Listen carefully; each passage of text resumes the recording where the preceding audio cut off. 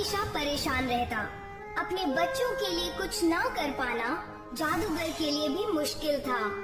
एक बार जादूगर जब अपना कर्तव्य लोगों को दिखा रहा था तो उसी कर्तव्य के दौरान उसे चोट लग जाती है और उसे हॉस्पिटल में दाखिल करना पड़ा।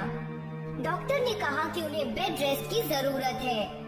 इन्हें अब भाग दौड़ करने की जरूरत नहीं है, सेहत का ध्यान दें। इन्हें आराम की जरूरत है और आप लोग इनका ख्याल रखिए।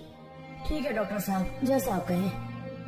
पहले ही कम दिक्कतें थी, अब और हमारे खानदान में आ गई। एक तो हमारे घर पर एक ही आदमी थे जहाँ से आमदनी आ रही थी, सारे पैसे हॉस्पिटल के इलाज में खर्च हो गए। राजू और श्याम की परेशानी देखकर उनके अब्बू उन्हें अपने पास बुलाते हैं। तुम दोनों क्या सोचते हो? मैं तुम्हारे ख्वाबों के बारे में नहीं जानता, मुझे पहले से ही पता है। तुम्हें गेस्ट हाउस